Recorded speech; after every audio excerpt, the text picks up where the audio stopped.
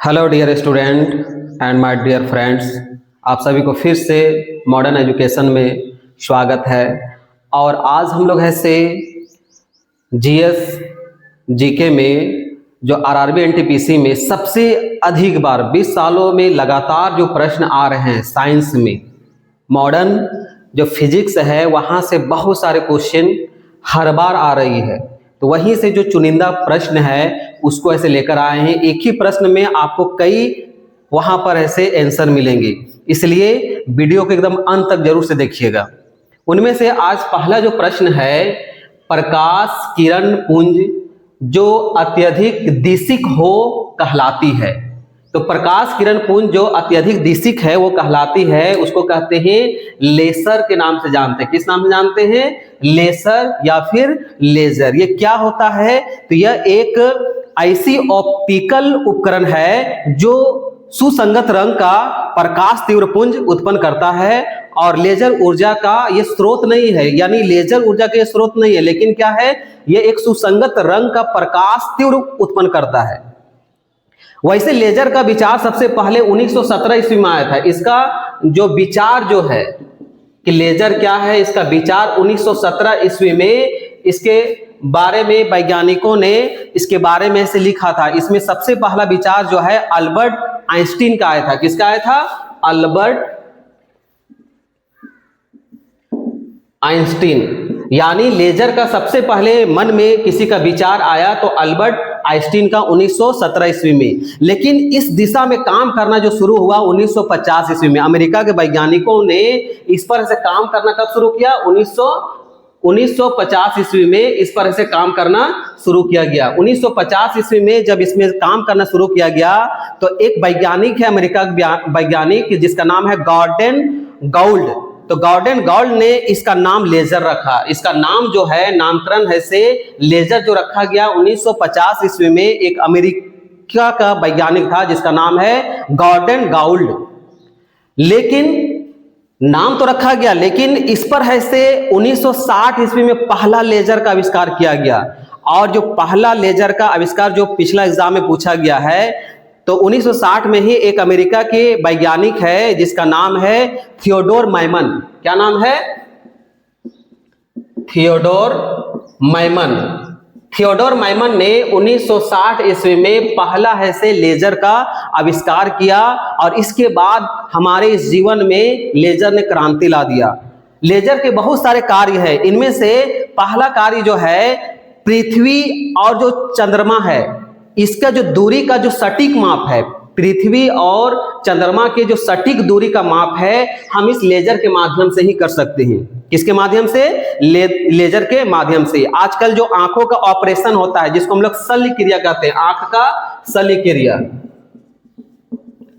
आंख का शल्य क्रिया, ये जो शल्य क्रिया है, ऑपरेशन होता है, तो उसमें ऐसे लेजर का ही प्रयोग किया जाता है, जिसके कारण ऐसे डॉक्टर ऐसे उसको सही तरीके से ऑपरेशन करता है, शल्य क्रिया करता है। लेजर के कारण ऐसे आज जो हम ऐसे मोबाइल के माध्यम से जो बातें संवाद करते हैं, जो अंतरिक्ष तक जाता है फिर आपके ऐसे टावर में आता है, तो ये लेजर के ही माध्यम से होता है जिससे हम संवाद करते हैं और जिससे सीधे अंतरिक्ष वायुमंडल की तरफ वह मुड़ जाता है और हमारे जो घरों में ऑप्टिकल फाइबर जो लगे होते हैं उसके माध्यम से हमारे पास ऐसे ये आता है। तो इस प्रकार से ये संवाद में भी काम आता है। किसमें आता है? संवाद में, कम्युनिकेशन में भी लेजर का प्रयोग किया जाता है। इसके अलावा वाहन जो है, वाहन से जो निकलने वाली जो धुआं है, उस धुआं में जो प्रदूषण है, उस प्रदूषण की जो मात्रा है उसको मापा जाता है। प्रदूषण की मात्रा को मापा जाता है लेजर के माध्यम से। प्रदूषण की मात्रा को लेजर के माध्यम से मापी जाती है। इसके अलावा ऐसे वीडियोग्राफी हो गया, फोनोग्राफ हो गया, रिकॉर्ड हो गया, कपड़ा काटने के लिए जो लेजर का प्रयोग किया जाता है, फिंगर प्रिंट जो है, फिंगर प्रिंट का भी प्रयोग ऐसे लेजर में किया जाता है। आजकल ऐसे बंदूक जो है उसमें लेजर बीम का प्रयोग किया जाता है। लेजर वाले बंदूक का भी आविष्कार हो चुका है। और ये जो लेजर जो है, ये एक लेजर को सदा अपसारी बीम भी कहते हैं। क्या कहते हैं? अपसारी बीम भी कहा जाता है। अपसारी बीम के नाम से भी जाना जाता है जो पिछला एग्जाम में आ चुका था कि यानी लेजर को किस नाम से भी जाना जाता है, तो ये सदा अपसारी बीम में आता है। यानी लेजर जहां से पुंज निकलती है वो धीरे धीरे क्या होती है, फैलने लगती है, इसीलिए इसको अपसारी बीम के नाम से भी जाना जाता है। अगला प्रश्न है, ध्यान दीजिए, लिखा हुआ है परमाणु के नाभिक में होते हैं। यह है से UPPCS 1996, 95, JPSC 2003 और RRB 2002 में आया हुआ प्रश्न है, यानी लगातार ये प्रश्न आ रहे हैं। तो नाभिक में क्या क्या होते हैं, तो नाभिक में, परमाणु के नाभिक में प्रोटॉन व न्यूट्रॉन होते हैं। यानी जो परमाणु होते हैं उसके नाभिक में क्या होता है, प्रोटॉन और न्यूट्रॉन। जो इलेक्ट्रॉन जो होता है वह नाभिक से बाहर होता है, नाभिक से बाहर। नाभिक के अंदर में क्या होता है, नाभिक में प्रोटॉन और न्यूट्रॉन होता है, जबकि ऐसे इलेक्ट्रॉन जो होता है वह नाभिक के बाहर होता है और वह नाभिक के चारों तरफ चक्कर लगाता है, नाभिक के चारों तरफ चक्कर लगाता है इलेक्ट्रॉन।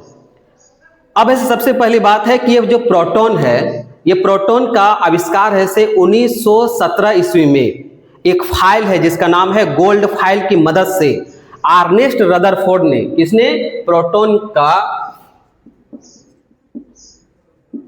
का जो आविष्कार है 1917 में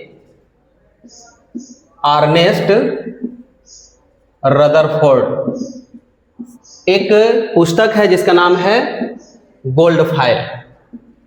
गोल्ड फाइल की मदद से 1917 ईस्वी में रदरफोर्ड ने प्रोटॉन का आविष्कार किया। नेक्स्ट में है न्यूट्रॉन। न्यूट्रॉन का आविष्कार जो है जेम्स चैडविक ने 1932 ईस्वी में किया है। 1932 में न्यूट्रॉन का आविष्कार किया गया। 1932 ईस्वी में जेम्स चैडविक,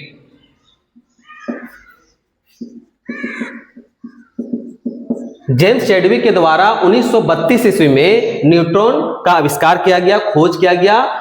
और ये जो न्यूट्रॉन जो होता है वह अस्थायी कण होता है।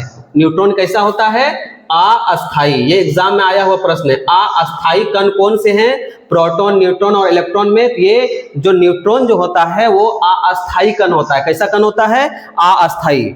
इलेक्ट्रॉन का जो खोज है, इलेक्ट्रॉन का खोज जे थॉमसन के द्वारा 1897 ईस्वी में जे थॉमसन के द्वारा ऐसे इलेक्ट्रॉन का आविष्कार किया गया, खोजा गया।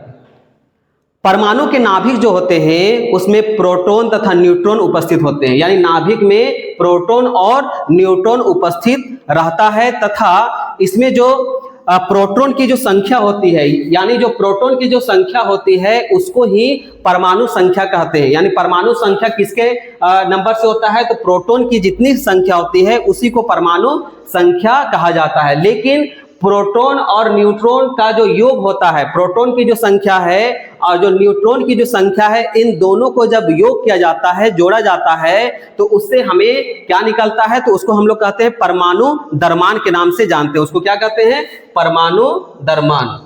परमाणु जो द्रव्यमान होता है, प्रोटॉन और न्यूट्रॉन की जो संख्या है उन संख्याओं का योग के द्वारा हमें परमाणु द्रव्यमान निकलता है। जबकि ऐसे प्रोटॉन की जो संख्या होती है उस संख्या से हमें क्या प्राप्त होती है, तो परमाणु संख्या प्राप्त होती है। क्वेश्चन नंबर 3 में लिखा हुआ है हाइड्रोजन परमाणु के न्यूक्लियस में प्रोटॉन की संख्या ज्ञात कीजिए। ऑप्शन है 1 में लिखा हुआ शून्य, 1, 3, 5। इसका राइट आंसर है 1। क्या है, 1। हाइड्रोजन परमाणु के न्यूक्लियस में प्रोटॉन की संख्या जो होती है वो 1 होती है। और जितने भी सभी परमाणु में जो हाइड्रोजन जो है, हाइड्रोजन का परमाणु सबसे हल्का होता है। अगर जितने भी परमाणु है उनमें से जो हाइड्रोजन है, हाइड्रोजन जो है उसकी जो परमाणु संख्या जो है 1 होती है। लेकिन ये जो है जितने भी परमाणु सब में अगर कोई हल्का होता है तो वह हाइड्रोजन होता है। इसमें केवल एक इलेक्ट्रॉन और एक प्रोटॉन के चारों तरफ से परिक्रमा करते रहता है। इसमें जो इलेक्ट्रॉन है, इलेक्ट्रॉन एक होती है जो प्रोटॉन के चारों तरफ, प्रोटॉन जो एक है उसके चारों तरफ ऐसे वो क्या करते रहता है, परिक्रमा करते रहता है। अब ऐसे प्राकृतिक रूप से उपलब्ध परमाणुओं में सबसे भारी जो है परमाणु जो है वह यूरेनियम का है। सबसे भारी, हल्का में हाइड्रोजन है, सबसे भारी में क्या है, यूरेनियम है।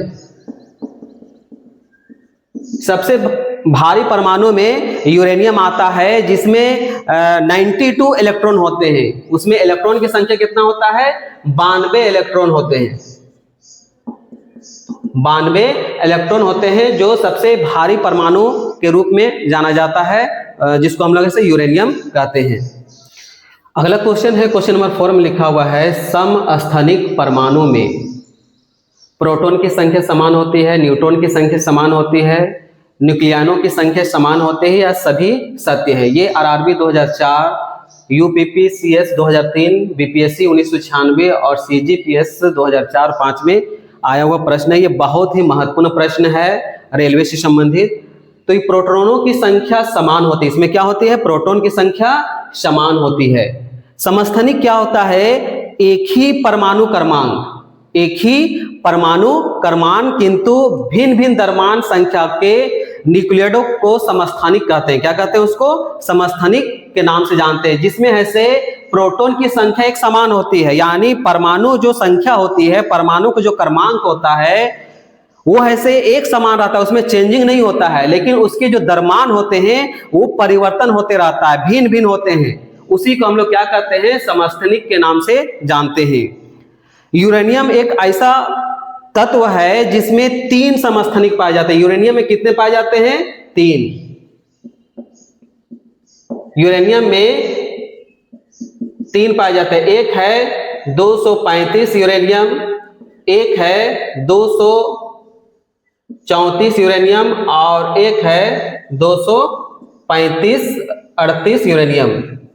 यानी यूरेनियम के 3 समस्थानिक हैं। एक है 234, 235 और 238। लेकिन इनमें है से जो ये ऊपर में लिखा हुआ है ये उसके द्रव्यमान संख्या देख रहे हैं। द्रव्यमान संख्या एक में 35 है, एक में 34 है, 200 और एक में 238 है। तो इसके द्रव्यमान संख्या अलग अलग है। तो समस्थानिक में क्या होते हैं? उसके जो द्रव्यमान संख्या होते हैं वो अलग अलग होते हैं, उसी को हम लोग समस्थानिक कहते हैं। लेकिन उसकी जो परमाणु संख्या है, जिसको हम लोग प्रोटॉन की भी संख्या कहते हैं या परमाणु संख्या कहते हैं, वो समान होती है। अगर ये 92 है तो ये भी 92 है, ये भी 92 है, यानी ये 92 तीनों में आता है।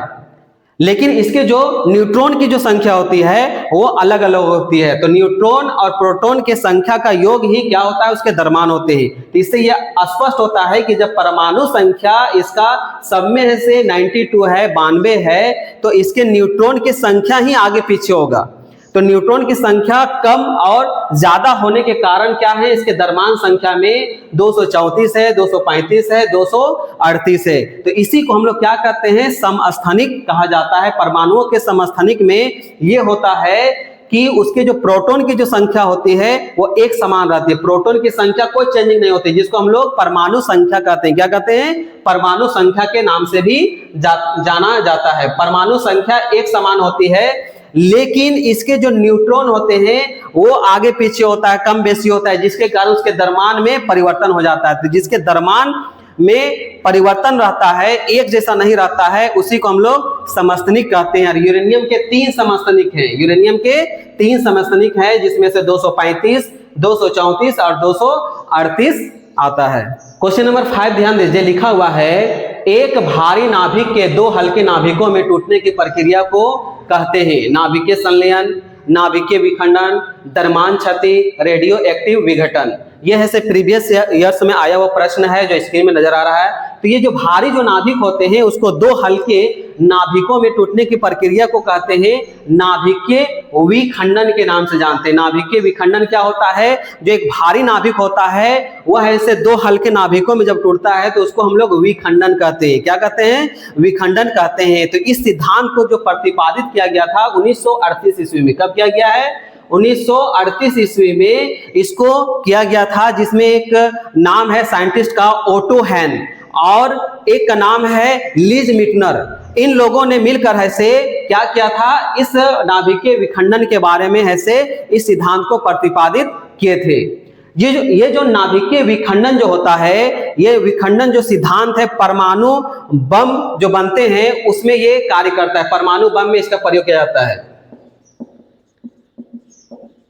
परमाणु बम में यह सिद्धांत कार्य करता है, जिसको हम लोग नाभिकीय विखंडन के नाम से जानते हैं। इसमें एक है नाभिकीय संलयन। तो नाभिकीय संलयन क्या है? जब दो हल्के नाभिक परस्पर संयुक्त होकर एक भारी तत्व के नाभिक की रचना करते हैं, तो उसको हम लोग क्या कहते हैं? नाभिकीय संलयन कहते हैं। यहां पर लिखा हुआ है एक भारी नाभिक जो होते हैं दो हल्के नाभिकों में टूटने की प्रक्रिया को विखंडन कहते हैं। लेकिन संलयन में क्या होता है कि जब दो हल्के नाभिक परस्पर संयुक्त होकर, जब ये दो हल्के नाभिक ऐसे जब जुड़ते हैं तो उससे एक भारी नाभिक बनता है जिसकी रचना होती है, उसको हम लोग नाभिकीय संलयन कहते हैं। यानी इसमें क्या होता है? मिलता है, दो हल्के नाभिक परस्पर संयुक्त होकर एक भारी तत्व का निर्माण करते हैं, भारी नाभिक का निर्माण करते हैं, रचना करते हैं, उसको हम लोग संलयन कहते हैं। और इस सिद्धांत का जो प्रतिपादन है से 1930 के दशक में किया गया था। कब किया गया था? 1930 के दशक में इस सिद्धांत को प्रतिपादन किया गया था। और ये जो सिद्धांत है, यह नाभिकीय जो संलयन का जो सिद्धांत है, इसमें हाइड्रोजन बम हो गया। इसके अलावा है से सूर्य ऊर्जा का निर्माण, जो सूरज की जो ऊर्जा होती है उसका निर्माण, सूर्य ऊर्जा का निर्माण, ये सभी जो है नाभिकीय संलयन के माध्यम से, ये सिद्धांत के माध्यम से ये काम करते हैं, जिसमें हाइड्रोजन बम हो गया, सूर्य ऊर्जा का निर्माण, ये ऐसे नाभिकीय संलयन के द्वारा काम करती है।